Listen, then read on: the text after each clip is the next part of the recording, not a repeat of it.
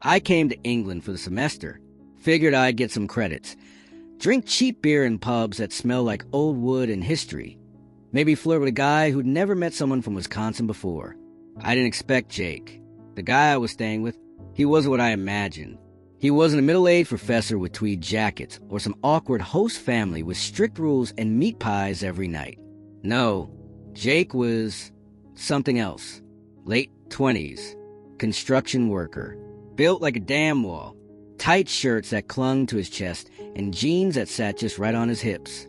Deep voice, dry humor, stubble that never fully left his face, and forearms that made me forget my name. He was supposed to be doing a favor for his aunt who ran the housing program. I was just a body taking up the spare room above the kitchen. We barely talked the first night. He handed me a key, pointed toward the fridge, and said, "You're old enough to cook for yourself, yeah?" "Yeah. Welcome to England." And then the next morning I saw him. Shower running. Steam leaking from the cracked door. I wasn't trying to peek. I swear I wasn't. But the door was open just enough. And there he was. Water gliding over thick shoulders. Back muscles flexing as he washed his hair. Strong thighs. His hands sliding over his chest. Slow, methodical. I froze. Time stopped. And then I moved on, heart pounding. But something in me had shifted. I wanted him. Bad. I didn't want a house guest. Especially not some American student with big eyes and a bigger ego, probably here to find himself, or whatever bollocks they're on about these days. But my aunt's persuasive. Said he needed a place. Said I had a spare room. So I said fine. He showed up wearing headphones, a backpack slung over one shoulder, like he was starring in his own little movie. All sharp cheekbones, messy hair, and that smirk. The kind that makes people forgive you for just about anything. I thought, this kid's gonna drive me mental. I wasn't wrong. It started that first morning. I always shower early. Habit from work. I didn't think anything of leaving the door cracked. It's just me here. Always has been. But something felt different. Like I was being watched. Not in a creepy way. More like a ripple in the air. Heat I couldn't explain. And when I caught him staring a few days later, just for a second, in the hallway, he didn't even look away fast. He held it. Eyes roaming. Lips slightly parted. And me. I should have said something. I should have set a boundary. But I didn't. Because deep down, I liked it. I couldn't help myself. I mean, can you blame me?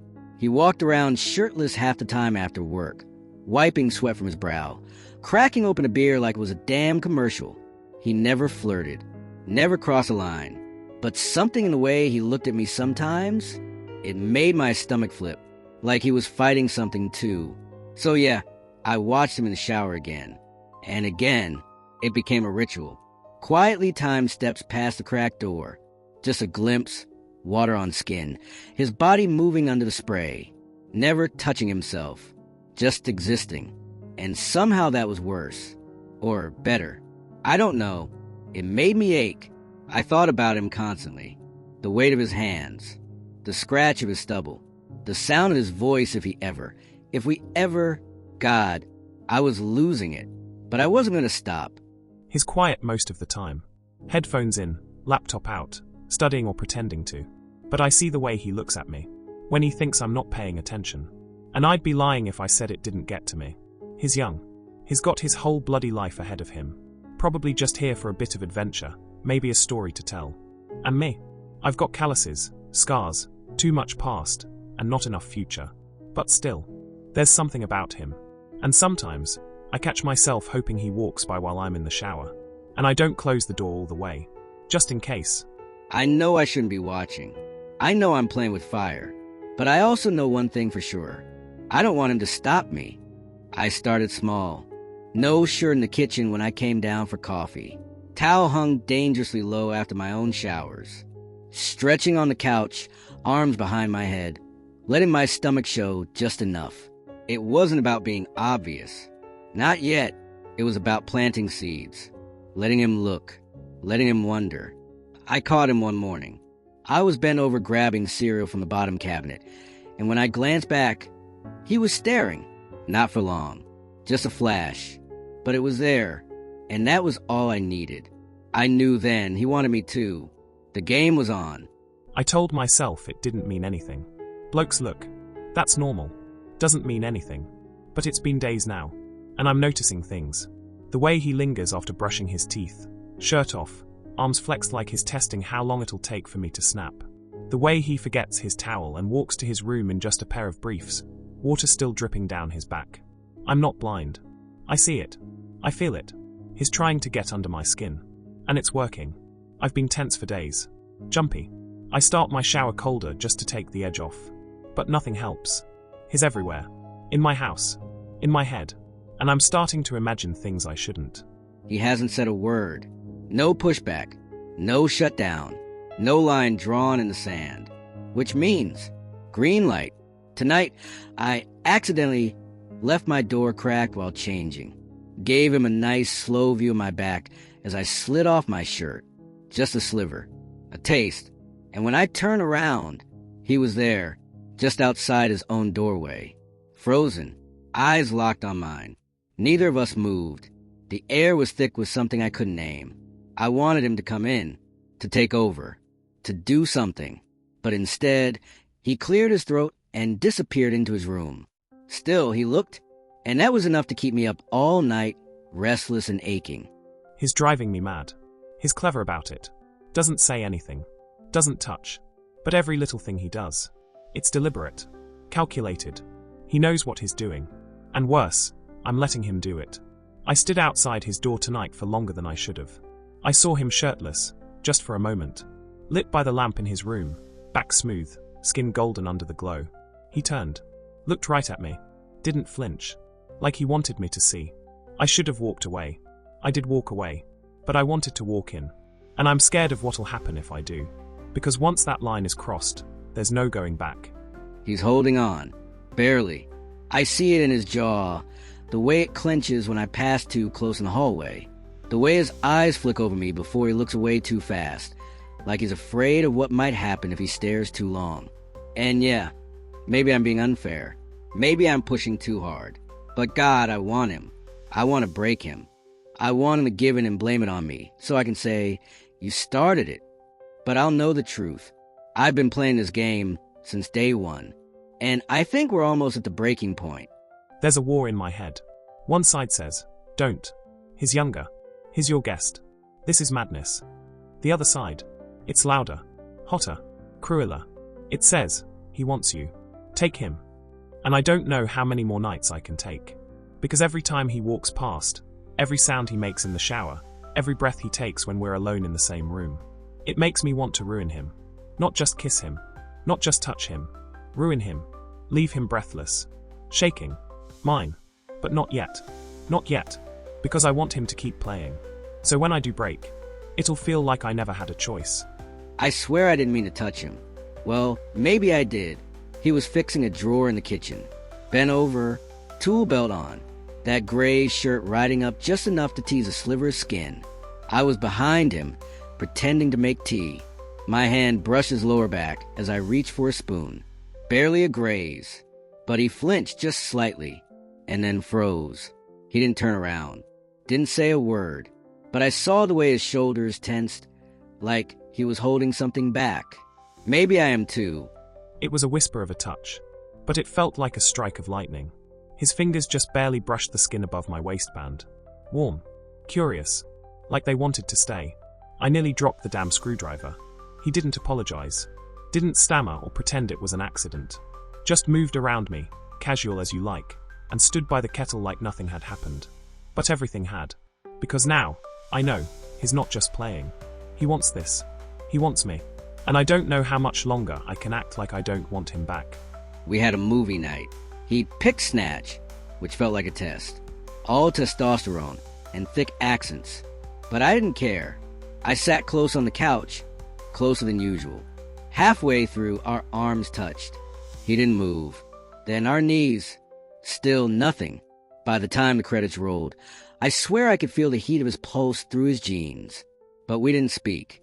We just sat there, breathing in sync, both pretending the tension didn't throb between us like a warning siren.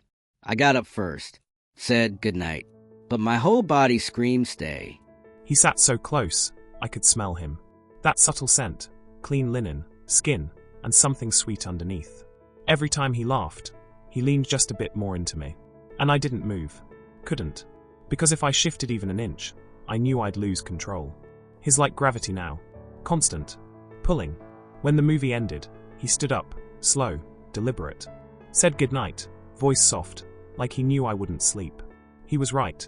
I didn't. I laid there for hours, hands clenched, mind racing, body aching. I want to cross that line. I want to erase it completely.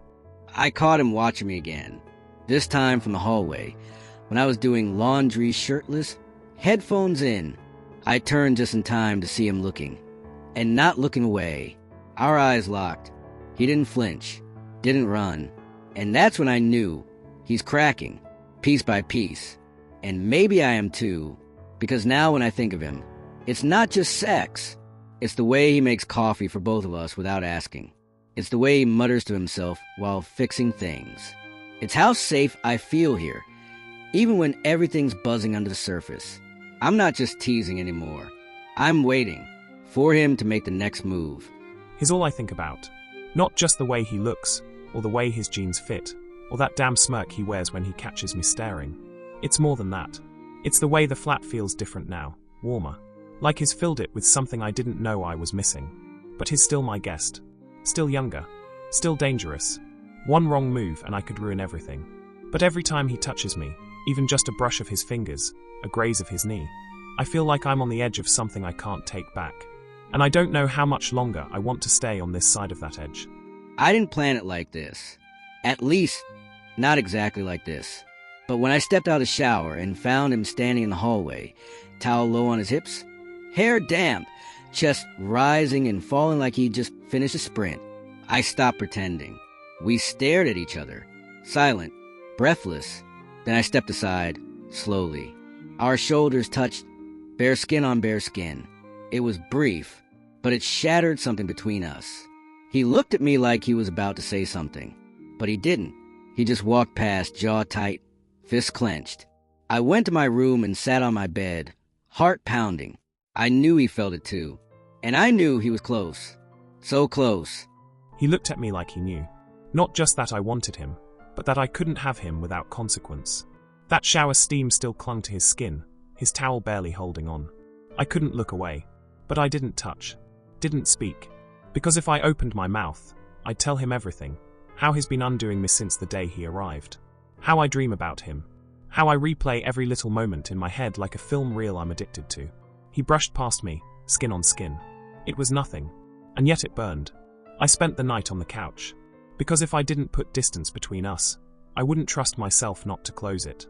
He didn't sleep in his bed. I heard the springs creak in the living room. I almost went to him. I almost asked if he was cold, or lonely, or wanted me to bring him a blanket. But we both know it wouldn't be a blanket I'd bring. I think he's scared, and I get it. We're crossing into territory that can't be undone, but I'm not afraid anymore. I want the moment that tips us over the edge. I want the part where he stops holding back. I want him to lose control. I tried to sleep, but I could hear him, his footsteps, the soft creak of the floorboards, the sound of him shifting in his bed. Like he couldn't sleep either. I closed my eyes and imagined what it'd be like to stop pretending. To kiss him. To pull him against me and feel his heartbeat match mine. But I didn't move. Because I'm not just a man with desires, I'm his host. I have responsibilities. Lines to keep. But those lines, they are starting to blur. He's not just temptation anymore. He's the part of me I didn't know I needed. The next morning, I made breakfast. Nothing fancy, just eggs and toast. But I left his plate out warm. When he came in, he looked rough, like he hadn't slept. He saw the plate. Our eyes met. He didn't thank me, didn't speak. He just sat and ate in silence. But I noticed the way his leg bounced under the table. I noticed the twitch of his fingers, and the way his eyes dropped to my lips when I took a sip of orange juice. He's breaking, and part of me is dying to help him fall apart. He made me breakfast. He didn't have to, but he did. And that simple act of kindness felt more intimate than anything we've done.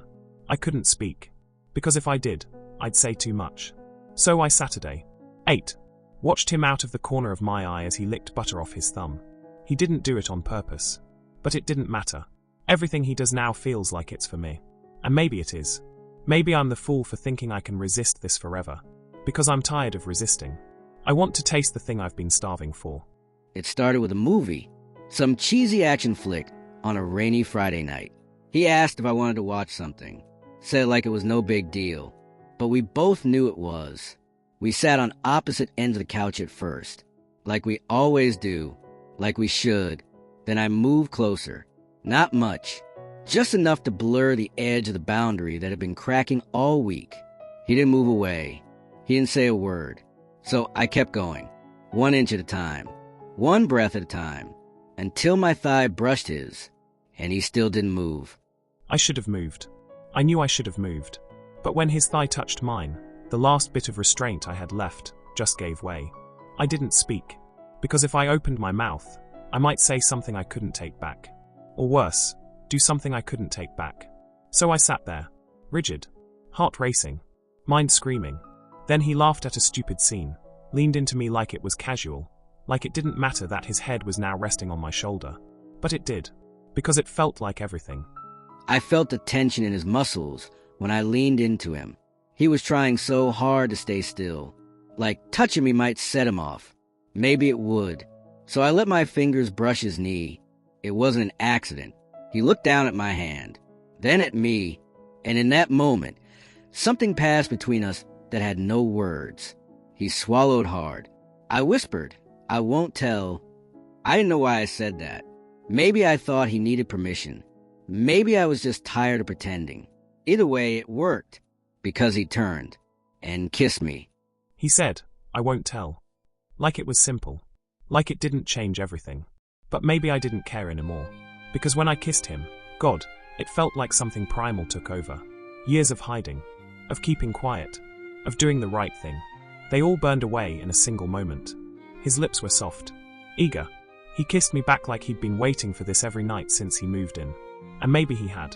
I cupped his jaw, pulled him closer, like I was afraid he'd vanish if I let go. But he didn't. He clung to me like he wanted to be ruined. He kissed like a man possessed. Like he'd waited a lifetime and decided tonight he was going to make up for it. My back hit the couch. His weight settled on top of me. I arched into him, hands in his hair, heart pounding so hard I swore it echoed in the walls. Every bit of him, solid, warm, built like a damn sculpture come to life. And he touched me like he wanted to memorize every inch. I wasn't scared. Not of him. Not of this. I wanted it. All of it. I wanted to fall apart beneath him. And I was so close. He trembled under me, and it wasn't fear.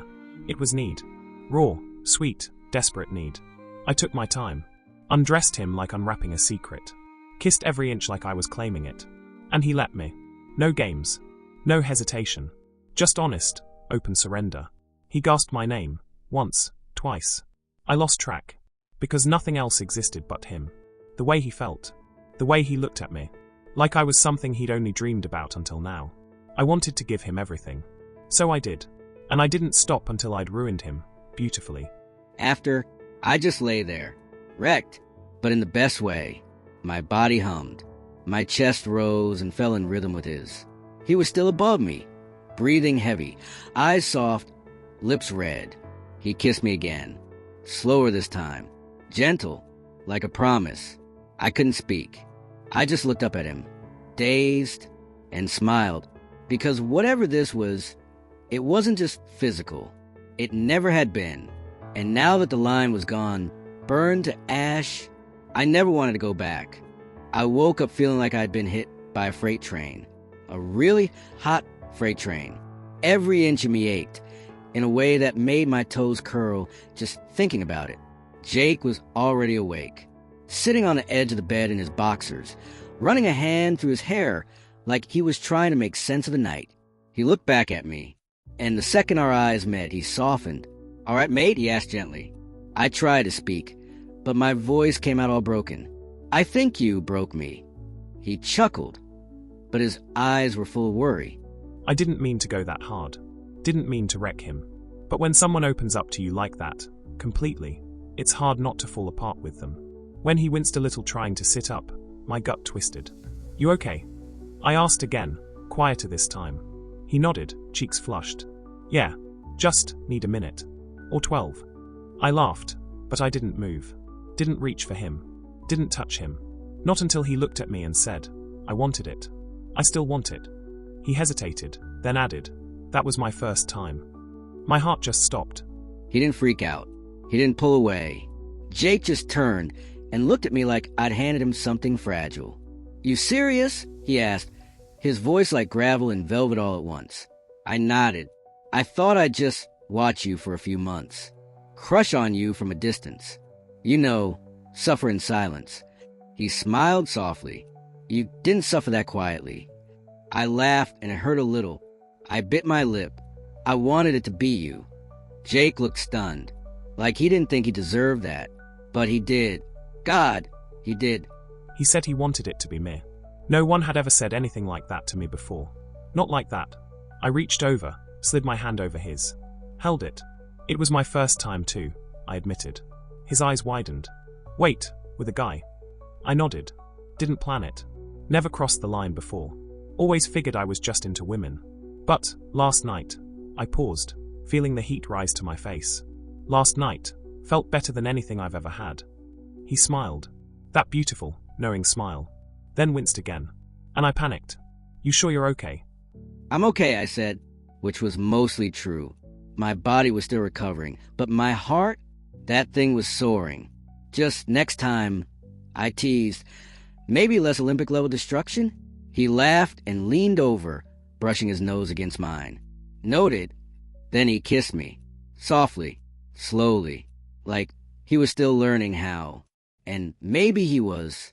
We lay there like that for a while, wrapped up in quiet warmth. Fingers tangled, breath synced.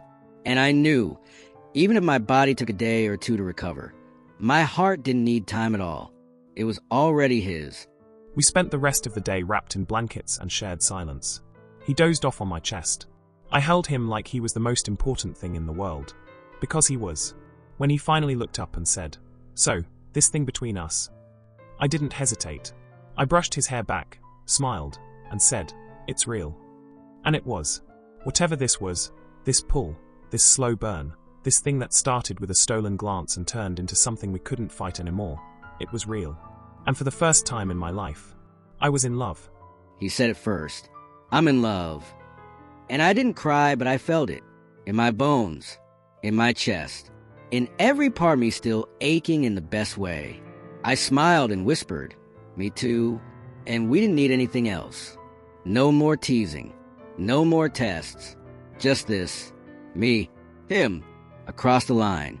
Together. And in love.